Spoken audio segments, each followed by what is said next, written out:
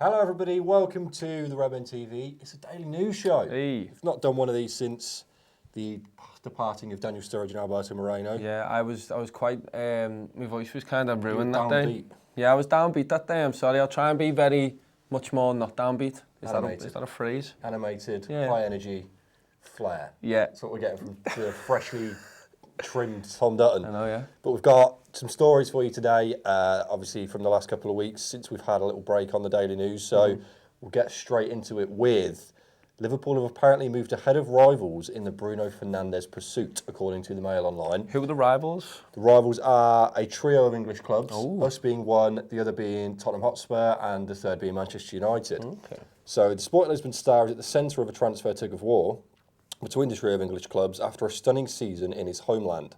He scored 32 times in 53 appearances and on Sunday lifted the inaugural Nations League after victory over the Netherlands in Porto. His future appears to be set in England and Liverpool could be the most likely destination according to reports in Portugal. I had a look at this, Bailey. So obviously he scored 32 times, but I want to know how many assists he got because I figured that's a massive part of our attacking midfield, our left winger player, which he's been playing for Sporting Lisbon. Yeah. And 18 assists. And I think that's massive for me. Obviously, it's a different league and it's a different style of football, blah, blah, blah. But I think you're showing, at least last season, that he can score goals and he can assist them as well. Yeah. It's about creating opportunities. That's massive for That is massive. And do you know what? I think there's a stat that went around that he's contributed to over 90% of Sporting Lisbon's goals. That's last amazing. Season, which That's is unreal. Unbelievable. He's clearly their best player and clearly Sporting Lisbon is not his level for the player of a quality of Bruno Fernandes. But say there's been huge talks of him going to Manchester United. I think Manchester United might feel that they're favourites to sign him. Would he be a signer that you think we need necessarily? Because the reported fee is around 80 million euros. 80 million's mad. He is 24, so he's starting to hit his peak age. Yep. So that's probably why it's about that. You said he had a fantastic game the other day. Yep, Portugal against against the Netherlands. Netherlands. I was more, I watched the highlights to see Van Dijk play, to be honest with you. But yeah, why not? I mean, look, if he's this, if we think he's this good and Liverpool really want him, we're ahead of United and Spurs in terms of places he would want to go. Maybe not in terms of wages and stuff, but in terms of what you're going to do Attractive in terms football. of winning things as well. I think it's massive that we've won the Champions League and we can now say that. We're ahead of Spurs and United for me. No, I agree, mate. And it just depends. And let us know in the comments. Yeah. Do you think that if it's to be believed that Liverpool are, having a tighter transfer budget, maybe whether they would spend that 80 million euros or not, do you think midfield, especially an attacking midfielder like Bruno Fernandes, is an area that we should invest heavily into? Obviously, we talked about this massively on the Reds transfer roundup today, which will be in the pinned comments. So check that out if you want all of these stories in depth over on the redmentv.com. But the crux of my argument was maybe we've got Naby Keita. He's a number 8 box-to-box midfielder, but he also scored goals for Leipzig. Maybe he's the reason that we're not maybe potentially in the market for a midfielder. And of course, we've got Oxlade-Chamberlain coming back in that 10. Henderson's just revitalised his role in the team in that position as well. It's one of them. I mean, we're going to get a lot of links toward attacking players. Another one being Nicolas Pepe. Exactly. But then there's links. Well, do you want to say the Nicolas Pepe stuff? Yeah, of course. So we'll go into another very attack-minded player. This guy, Nicolas Pepe. Of course, I'm sure everybody knows about him by now. But the Echo have reported that we've made no contact with Lille over Nicolas Pepe, despite reports in France suggesting an offer was being prepared. But we're going to get a lot of that this summer. Yeah. As the European champions, 6 times European champions, we are. How many? 6. How do you do it with a thumb? Good. I did it with a finger then. I don't know why. No, it's fair, but I just like that number. It is a good. It's a nice very good round number. Exactly. We're probably going to be used as the mountain of which to compare players to, because if people are going, well, if Liverpool are interested, whether we are or not, the press are going to say we are, because if he's going to go to the European champions, then you're going to want him at your club. It's going to be a lot of that style of transfer talk for me. We had that all the time anyway, Bailey. It was always, we were the ones that we used as clickbait. Obviously, it was United as well. Yeah. But 2 very different reasons. I think United because they are in a desperate position and they've got a lot of money to spend. Us purely because we are finally reaping the rewards of being a great team and being successful. We're on the up as well, and that's a big thing. I think obviously all these players would love to come to Liverpool. It's just about whether we need them in the team. I mean, Nicolas Pepe looks like a good player, but it's one of them where you're looking at it and you're thinking, I'm just waiting for it to just come out. I think it's going to be like Fabinho, and all these links are just going to frustrate me. It was the same with Nabil Fekir, and I hope we don't even speak about him this summer. Yeah. But it's one of them. I don't want this to drag on. I want every signing to be made and just get done for me. That's interesting, because we had David Maddock in on the newsroom. If you've never seen the newsroom, it's on the redmentv.com. It's fantastic. It's where Chris or Paul get a journalist in, and they basically hash out the last week or so of events. And last week it was David Maddock from the Mirror, and he was talking with Paul about transfers. Obviously, that's the talk of the town at the minute, as well as lifting number 6. I'm going to mention that so many times. Keep mentioning it. And David Maddock was suggesting that actually the Liverpool's transfer teams, especially Michael Edwards, prepare their signings 2 years in advance. Yeah. So we saw that with Fabinho, we saw that with Naby Keita. Obviously with Mo Salah, it was like 5 years in advance because we lost out to him for Chelsea. We were interested in Van Dijk, we're monitoring him for years. I think you're right. I think if we are going to see a signing, it's going to be one that Michael Edwards and his team know. They've known they've wanted that guy for years, and they're just waiting for the right time to announce and move for him. But Nicolas Pepe is a right winger, of course, as you know, for Lille. 22 goals and 11 assists in 38 games. He's a fantastic, fantastic player. Really young, French hot talent at the market at the minute. And another thing that Maddock was talking about is that he was referencing a lot in that interview about us moving for potential French players. He was saying all of his hypotheticals and hyperboles that he was using was, oh, imagine if we went to the French market, or we're over in France, blah, blah, blah. It was all about France. Wow, okay. So that's interesting. An interesting insight for you. But the Echo understands those claims about us potentially making a £60 million bid for Pepe are incorrect, and Liverpool have not discussed the move with either club or Pepe's representatives. Reds are believed to be keen to add an attacker capable of operating in a number of roles to their ranks, following the departure of Daniel Sturridge, who will leave the club when his contract expires. Obviously, he's left now, but Pepe's a strange one. Do you think £60 million for a guy with a good enough goal return as Nicolas Pepe, is he the sort of guy we need, especially as a versatile forward in that right wing position? We do need a versatile forward. Yeah. I agree. It depends, because I mean, the extent that you see these players and you see the tricky like highlight packages and blah blah blah.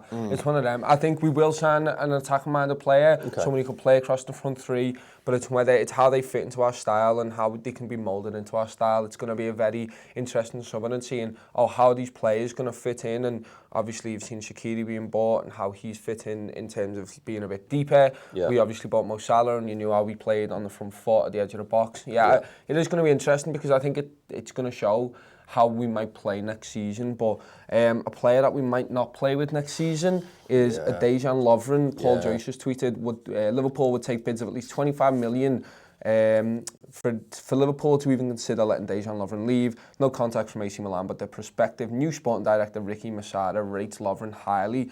This is mad for me.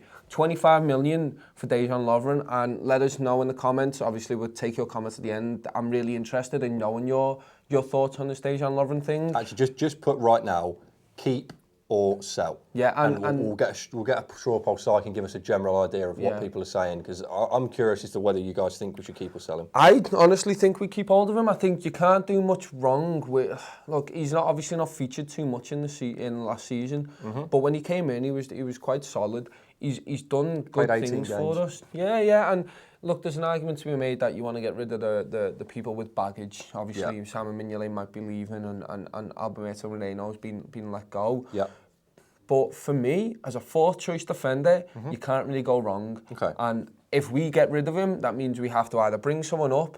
So that's who's the fella? Nat Phillips, who can come back in, but he's been ravaged with injury. Or Kajana Hoover. Who's a bit too young for me. He's rated very highly by everybody at Liverpool Football Club. But you can bring him in anyway in the cup games for me. I just think you need to have a squad depth. And if Dejan Lovren's not happy being a player on the bench, then fair enough, you let him go and you bring someone who is happy. Yeah. But why would you get rid of him just because he's not good enough? Yeah, he's not good enough for the first team at Liverpool. That doesn't mean he's not good enough for the squad, is my opinion. Like I say, I want to know yours and yours. No, you do make a very good point. And Steve talks about this on the Reds transfer roundup. You know, as fourth choice centre-backs go, you don't really get much better than Dejan Lovren in world football, let alone just the Premier League. You know, would he get into Arsenal's first choice defence? Absolutely. Would he get into Chelsea's? Maybe. Would he get into United's easily over Phil Jones and Chris Smalling? So he is a very good defender. But your point there about baggage, I think, is a big thing for a lot of people, and that's why we're curious about what you think. Are you over the Lovren sort of howler that he had at Spurs, and him being quite unreliable and maybe not quite to the level of Joel Matip this season, of course, Virgil van Dijk, but the fact that Paul Joyce, very respected journalist, he's in the golden sort of circle of journalists we regard as very, very trustworthy.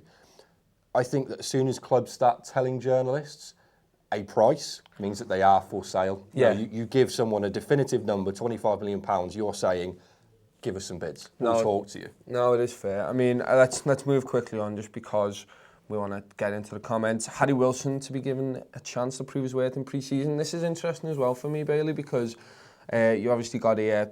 He played Derby County on loan last season. He scored 15 goals to get into the Championship playoff final, and he lost that. There's talk saying they'll let him go for 25 mil, but they're going to let him have time in pre-season.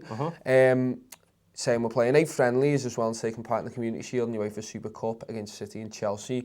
And Sadio Mane, Roberto Firmino and Salah are not going to return until after the US Tour. So the last US Tour game, I believe, I just looked at this as well, Sporting Lisbon. Okay. And then we go up against Napoli and Lyon, and that's before the Community Shield. So Mane, Firmino and Salah will be back for the Napoli and Lyon games, you'd expect. He's got a set of games there where you've literally got to lay down the market and show where you can fit in the Liverpool team. Perfectly said, mate. I think we've talked a little bit about Harry Wilson on this on the Daily News, and it's very much up in the air as to where his future lies. But £25 million, I think, is a good price for a player of his calibre. But I want to see him in a Liverpool team where it's a clean slate. Like I say, we've not got these attackers, our first team attackers, even available. So I'd like him to come into a team and try him out, see how his level has progressed, because he looks very good in the Championship, but it's the Championship his level. We don't know. So I think it's perfect